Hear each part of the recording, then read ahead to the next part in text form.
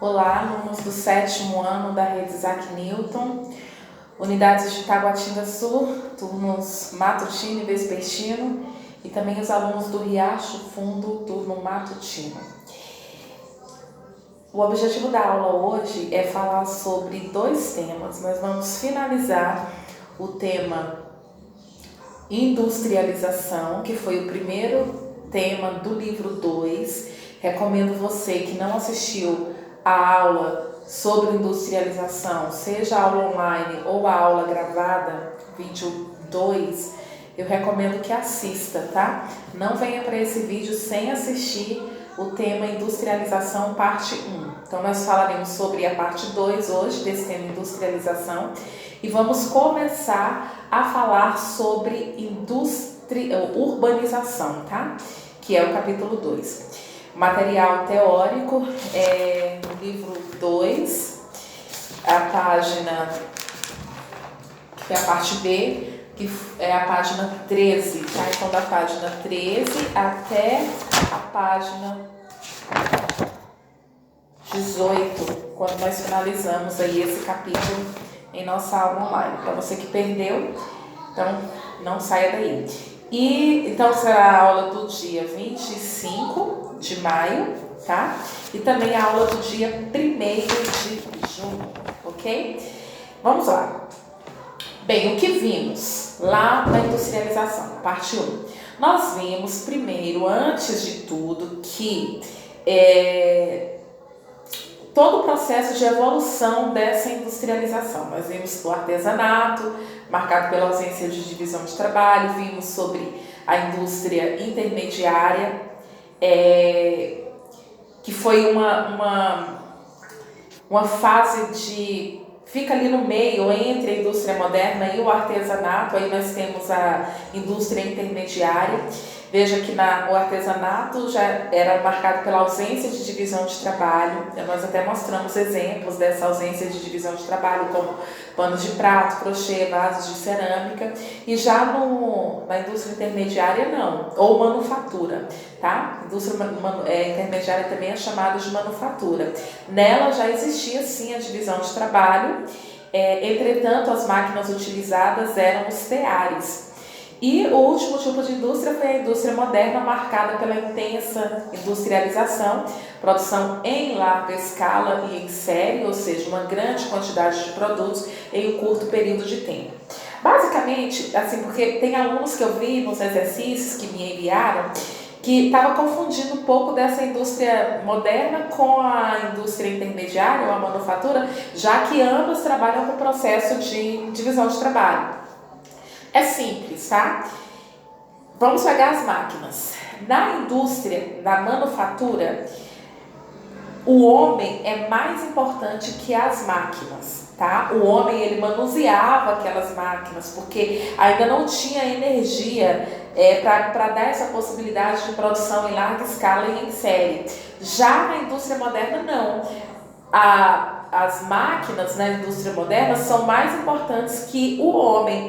E aí nós associamos dentro desse estudo a energia, porque essa mecanização, essa produção em larga escala e em série só se torna possível a partir da energia. Lembrando que energia é a capacidade de realizar trabalho. E essas fontes de energia, as primeiras fontes de energia utilizadas foram o petróleo, o carvão mineral, tá? Do tipo de antracito e hulha de alto teor calorífico, e também com o tempo vieram a energia a partir da água, da força da água, energia hidráulica, tá? E também a energia a partir da força do átomo, energia, portanto, nuclear. Então essas fontes de energia foram base, foram o pontapé inicial aí para o desenvolvimento dessa indústria. Sabemos que hoje existem várias outras fontes de energia. Mas hoje nós vamos falar sobre o Brasil. Como que esse processo de industrialização aconteceu no Brasil, para depois a gente engatar já com a urbanização, ok? 3 fatores, tá? 3 fatores favoreceram o processo de industrialização no Brasil. Quando que isso começou? Basicamente, gente, isso começou, esse processo de industrialização no Brasil, ele tem início no final do século XIX, mas ele veio com maior intensidade no século XX, tá? Três fatores favoreceram o processo de industrialização no Brasil. Primeiro, a acumulação de capital com a exportação de café, tá? Então, o Brasil, ele estava se destacando no cenário mundial, na verdade, até hoje ele se destaca muito no cenário de exportação de café. E com essa exportação de café, nós conseguimos acumular capital ao longo de vários anos. Então, esse primeiro motivo favoreceu o processo de industrialização no território brasileiro. O segundo motivo que contribuiu para o desenvolvimento industrial do Brasil, tá? A gente está falando do Brasil apenas, ok? Foi a substituição do trabalho escravo pelo trabalho assalariado, ok? Então vejam, antigamente as pessoas, os escravos, eles trabalhavam de graça, não recebiam por isso, tá? E aí, nesse período, ocorre a substituição do trabalho escravo pelo trabalho assalariado, mas não foram os escravos, tá? Que começaram a trabalhar e ganhar dinheiro, foram os imigrantes, tá? Então essa primeira mão de obra assalariada no território brasileiro foram pelos imigrantes, tá? Então esses povos, os espanhóis principalmente e os portugueses, aliás, imigrantes tanto espanhóis, portugueses, italianos, alemães, eslavos, tá? Vieram para as terras do Brasil e começaram a trabalhar. Também grupos de japoneses, inclusive. Hoje é domingo, eu tô gravando esse vídeo aqui no domingo, né? Hoje eu estava assistindo o Globo Rural, já comentei com vocês que eu gosto muito de assistir Globo Rural. E hoje eu vi uma reportagem extremamente interessante, gente, e que falava sobre uma indústria chamada Sancho, que fica fica no sul do Brasil, no Rio Grande do Sul, em São Joaquim. E o nome dessa indústria, na verdade, não é nem porque ele veio de origem japonesa, não. Na verdade, é porque eles não conseguiam pronunciar a palavra são. Aí por isso se chama Sancho. Essa é uma das maiores indústrias de produção de maçã que existe no Brasil até hoje, tá? Então eles começaram bem antigamente, foi uma das primeiras indústrias que foram criadas no Brasil. E eles se destacaram muito nessa produção, e vocês precisam ver as imagens, gente, assim, é coisa de outro mundo mesmo, a alta tecnologia de ponta instalada aqui no território brasileiro, né, no sul do Brasil, na região de São Joaquim. Essa indústria, porque a produção de maçãs, ela ocorre basicamente em 3 meses no ano, né, nessa região, que é fevereiro, março e abril, mas eles conseguem fornecer maçãs durante todo o ano. E porque tem uma câmera fria nessa área, e a partir dessas câmeras frias eles conseguem conservar até 11 meses essas maçãs. Então, vejam, desde esse processo histórico, desde antigamente, né, porque ela foi uma das primeiras indústrias, e hoje é uma indústria altamente de ponta, feita pelos imigrantes. Então, a primeira mão de obra, tá, assalariada que tivemos no Brasil foi a mão de obra de imigrantes. Tem vários polos industriais de japoneses no estado de São Paulo e também no sul do Brasil, tá? Mas esses polos, basicamente, espanhóis, italianos, eslavos, portugueses, tá? Pequenos grupos de japoneses, tá? Esses foram os principais povos que contribuíram para o processo de industrialização no Brasil. Eles recebiam salário, esse foi o segundo fator. Primeiro nós já falamos então, né, que foi a acumulação de capital a partir da exportação do café. O segundo, esses imigrantes começaram a receber pouco, tá? Não era muito, mas eles recebiam, e a partir daí veio o terceiro fator que contribuiu para o processo de industrialização no território brasileiro, que foi o crescimento do mercado consumidor interno. Porque eles recebiam o seu salário, já existiam várias vendas ali, e eles entregavam isso. Inclusive há relatos que conta aqui no livro que eu estava lendo, de que eram várias vendinhas, e como eles recebiam pouco, eles iam nessas vendinhas e compravam fiado.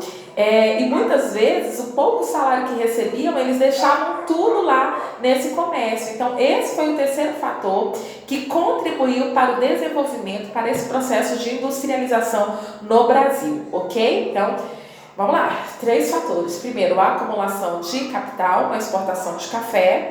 Segundo fator, substituição do trabalho escravo pelo trabalho assalariado. E o terceiro fator foi o crescimento do mercado consumidor interno, tá? A partir daquilo que eles recebiam, eles deixavam o dinheiro ali na venda e com isso acabou favorecendo esse crescimento da indústria no território brasileiro, ok? Tudo bem? São Paulo, pessoal, foi o estado que mais se destacou quando nós falamos dessa produção. Quando nós falamos dessa produção industrial, São Paulo ele tem um destaque muito grande. Esse mapa que eu coloquei aí para vocês, tá? Vocês podem acompanhar ele. Ele está no livro, na página 15, tá? A página 15 apresenta esse mesmo mapa aí do processo de industrialização, para depois você fazer a leitura com calma. Veja que São Paulo, até hoje, é um dos principais pontos industriais do território brasileiro. Tanto que eu separei uma imagem aqui, gente, só para você ver como que é o centro industrial de São Paulo. Essa é uma das avenidas mais movimentadas do estado de São Paulo, não agora, né, porque estamos aí nesse processo de isolamento, mas no dia a dia, em situação normal, é assim. A Avenida de 25 de Março é assim que ela é movimentada, é assim que o processo de industrialização acontece ali naquele lugar. Só que existem razões históricas para isso, tá? E é sobre isso que nós vamos falar agora. São Paulo se tornou um ponto estratégico. Por quê? Porque além do café, tá, que existiam ali grandes produções de café ali naquela área, foi um dos grandes destaques. Só um momento.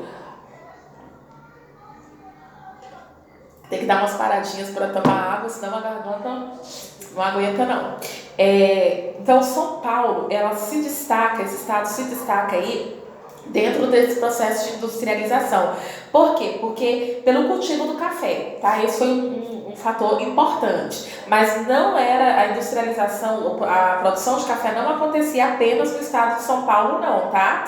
Em outros estados também eles produziam café, mas o ponto principal era São Paulo. Mas na faixa litorânea de terras aqui, ó, na zona da Mata Nordestina, que é essa faixa litorânea de terras aqui, ó, nessa faixa de terras aqui, a grande força não era o café, era a cana-de-açúcar, tá? Então a cana-de-açúcar se destacava muito nessa faixa de terras aí, mas não tinha para ninguém não. A produção de café era o grande destaque. Até mesmo Minas Gerais, né? Também com a produção do gado leiteiro, né? Tanto que teve, lá em história a gente aprende a chamada política do café com leite, foi disputa entre mineiros e paulistas, né? A disputa do café com leite, mas o café realmente foi um dos grandes motivos que favoreceram esse desenvolvimento industrial. Como São Paulo se destacava muito nessa produção de café, ele pegou uma cidade ali do interior, Santos, tá? E foi criado em Santos o primeiro porto do Brasil, que é o chamado Porto de Santos. Por quê, gente? Porque naquela época toda a exportação de que era passada de um país para outro era por via de navios, né? Era por meio dos canais através do mar, tá? O transporte marítimo, tá? Pronto, transporte marítimo, era feito pelo transporte marítimo. Então, Santos foi o primeiro porto que foi criado no Brasil. Então ele se tornou uma área estratégica, porque toda a produção de tudo que era produzido no Brasil, por exemplo, cana-de-açúcar, o látex lá na região norte, tudo que era produzido, tudo que era para exportar para outros países tinha que passar pelo Porto de Santos. Então ele acabou sendo um ponto estratégico. São Paulo foi um ponto de passagem obrigatória de mercadorias aí produzidas no interior do estado. Então tinha que passar pelo Porto de Santos, ok? Aí você imagina, né?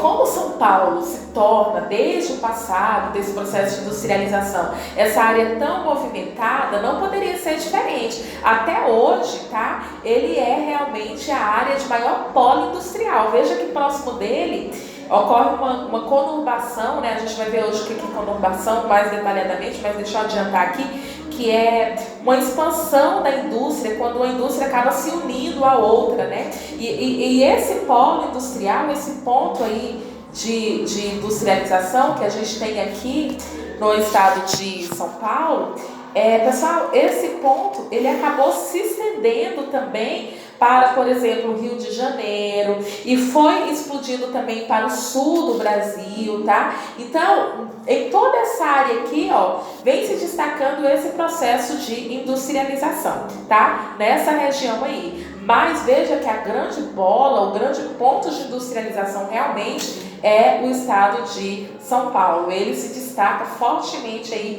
dentro desse processo de industrialização, e agora você já sabe que existem raízes, que existem justificativas históricas aí para esse desenvolvimento industrial. Só que, como São Paulo começa a atrair muitas indústrias, ocorre um fator, que é a chamada deseconomia de escala. Isso ocorre, gente, quando uma grande aglomeração se torna desfavorável a novas localizações. São Paulo estava se tornando uma área tão forte em termos industriais que já não estava mais compensando para as indústrias estarem se instalando nessa área. Por quê? Aluguéis muito caros, grandes congestionamentos, violência, tá? E aí o que eles fazem? Eles começam a se expandir. Eles começam a se expandir para outras áreas. E com isso ocorre a chamada guerra fiscal, tá? O que é isso, gente? Esses estados, o governo desses estados, começam a oferecer para essa população fatores, começam a oferecer coisas que possam atrair essas indústrias a estarem se instalando nessas áreas. Como, por exemplo, olha, vem para cá, para o Nordeste, por exemplo, que nós vamos oferecer isenção de impostos, nós vamos oferecer áreas onde você vai ter um longo período para pagamento, tá? Então, terrenos baratos ou até mesmo muitas vezes doados pelo poder público. E aí começa a ocorrer essa guerra fiscal, é o quê? Uma competição entre estados e municípios para atrair essas indústrias para essas áreas, ok? Tudo bem? Ficou claro isso aí? E aí, pessoal, com isso, com esse último tema aí da guerra fiscal e a deseconomia de escala, nós concluímos esse primeiro módulo, que foi um processo de industrialização, e nós já vamos engatar aqui com a urbanização na página 25.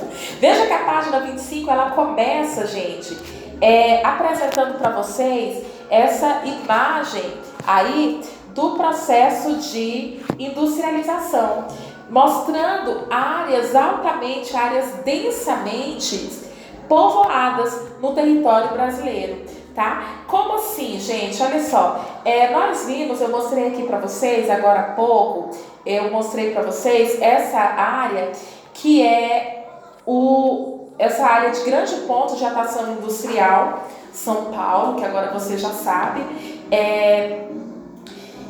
uma área densamente povoada. Vamos entender a princípio o que é urbanização. Gente, o que é urbanização, tá?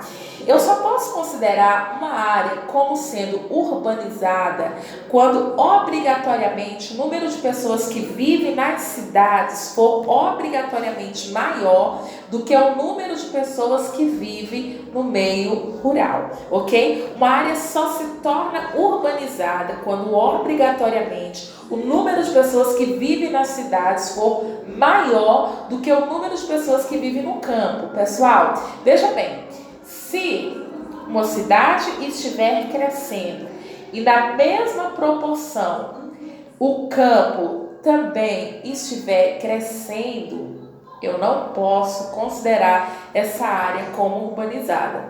No máximo, o que vai estar acontecendo aí é o crescimento das cidades. Essa área não é urbanizada. O que ocorre é o chamado crescimento das cidades, tá?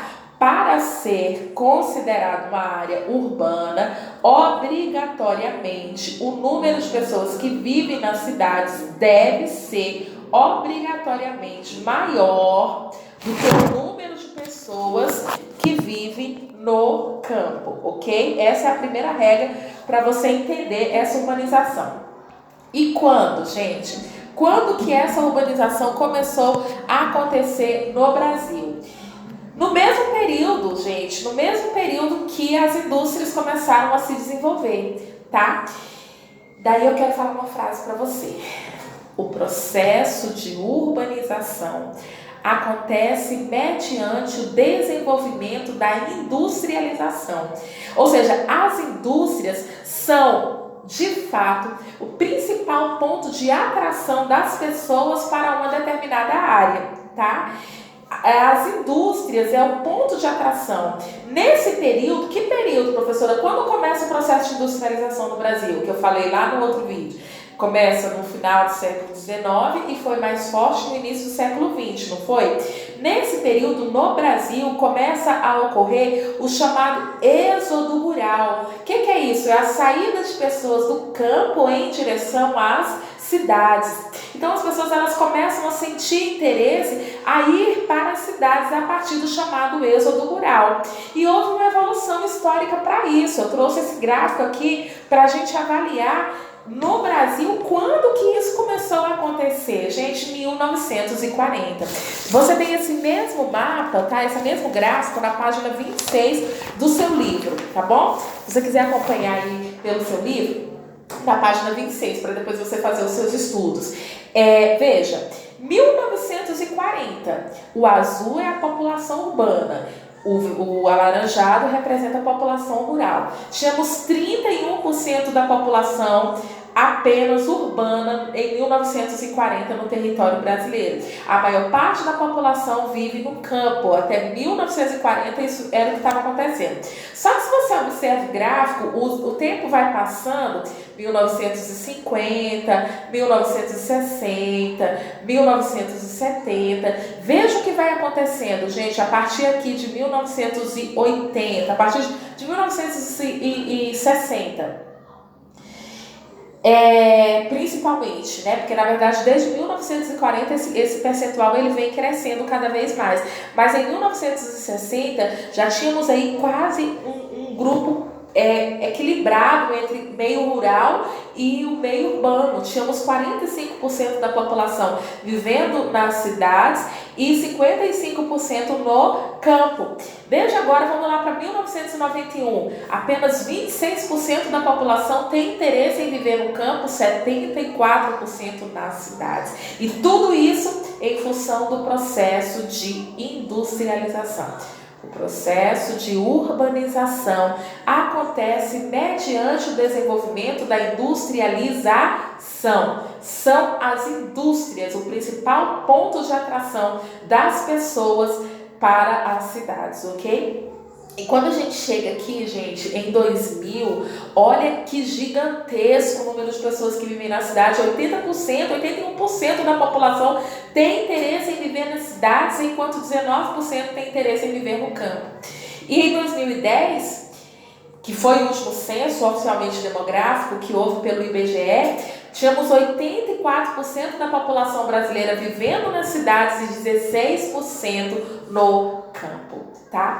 Isso quer dizer que enquanto o processo de industrialização vai aumentando gradativamente, na mesma proporção a população vai mantendo interesse em ir para as cidades.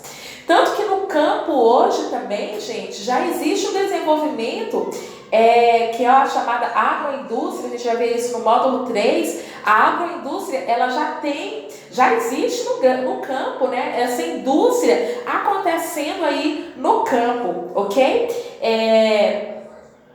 Hoje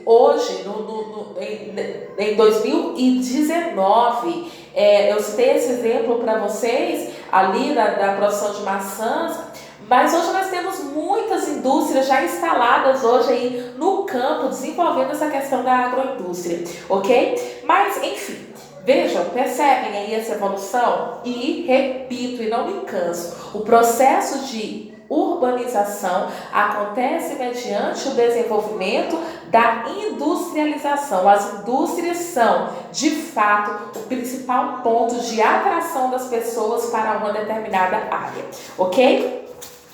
Aí, pessoal, vamos lá.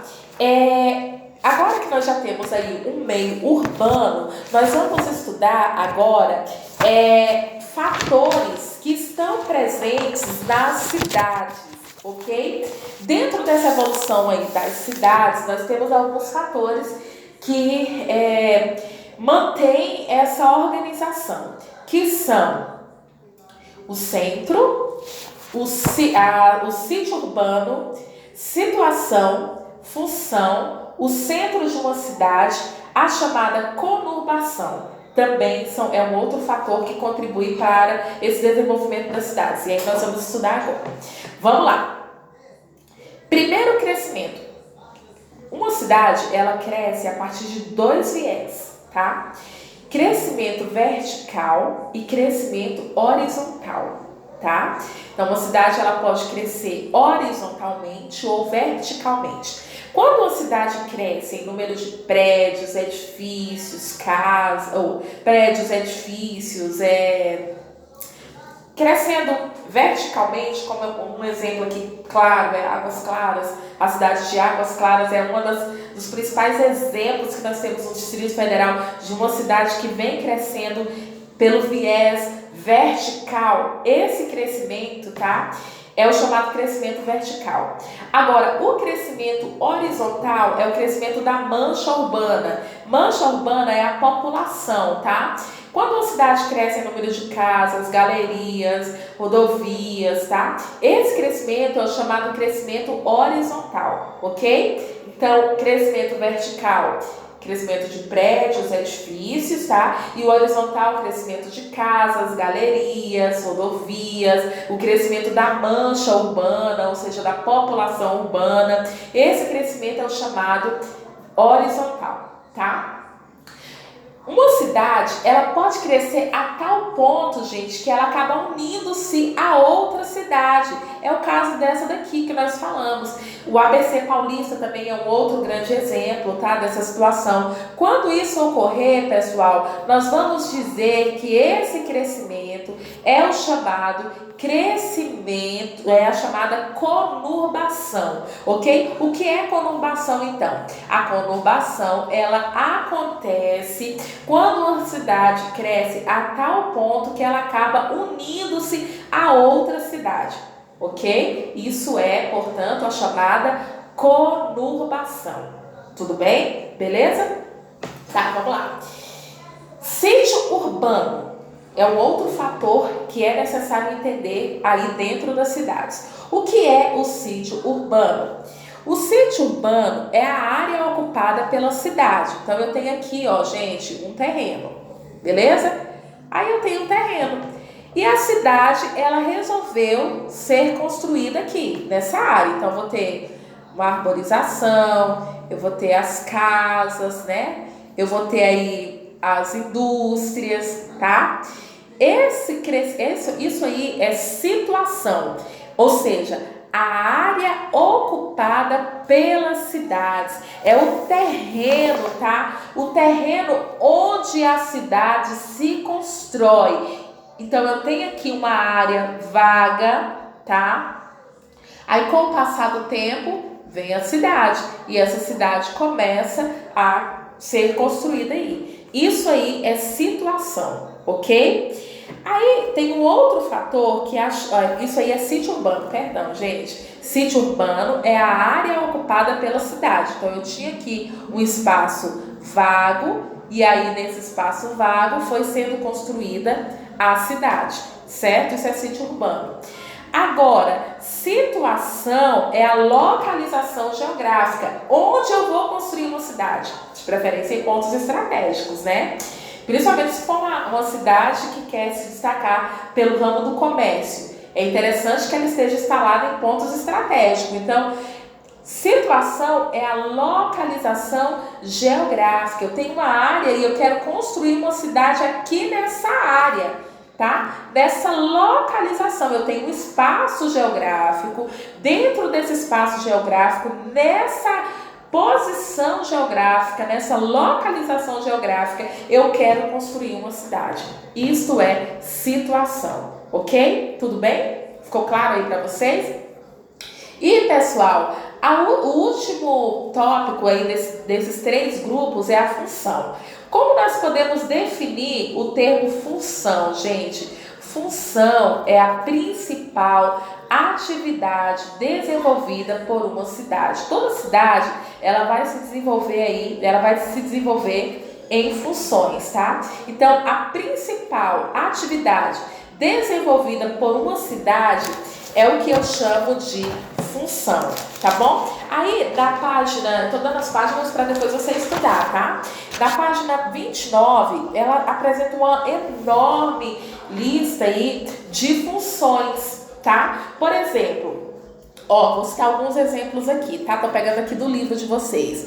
Por exemplo, Brasília, tá? É uma cidade que possui função político-administrativa. Só? Não. Uma cidade não obrigatoriamente precisa exercer uma função. Ela pode exercer, sim, mais de uma função. Por exemplo, Brasília, além dela ter a função político-administrativa, ela também possui função turística. Tem muita gente que vem para Brasília para nos visitar. Então, ela acaba exercendo também essa função turística. Por exemplo, gente, é aqui, Guarujá, São Paulo, Campos do Jordão, São Paulo, Mônaco, na França, vive basicamente do turismo. Mas, por exemplo, o estado de São Paulo, tá? A cidade de São Paulo, capital do estado de São Paulo, ela também apresenta função comercial, ela também apresenta função industrial e ela também apresenta função turística. Então, veja, função é a principal atividade desenvolvida por uma cidade, mas essa função, uma cidade ela pode exercer, sim, mais de uma função, ok? Tudo bem?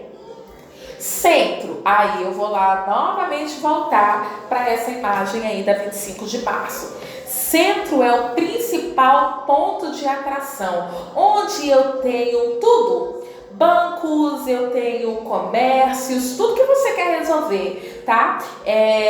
Eu vou ter aí empresas imobiliárias, é um ponto de atração.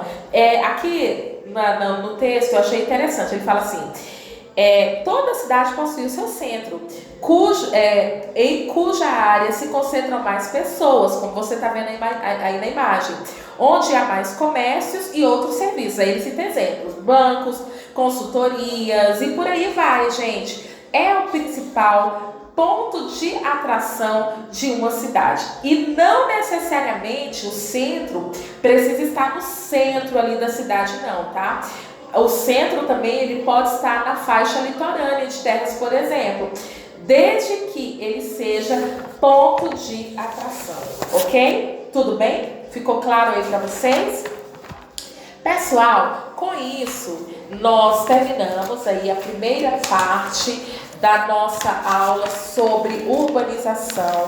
Na próxima aula, o tema será sobre os problemas ambientais que existem nas cidades, como, por exemplo, ilhas de calor e inversão térmica. Nós estaremos estudando na nossa próxima aula. E vamos também falar sobre um tema muito importante, que é sobre regiões metropolitanas. Não percam as aulas online. Nossas aulas acontecem sempre nas segundas e terças-feiras. É importante você assistir às aulas online, porque é a oportunidade que você tem de tirar todas as suas dúvidas. Um grande beijo no coração de vocês e até a nossa próxima aula.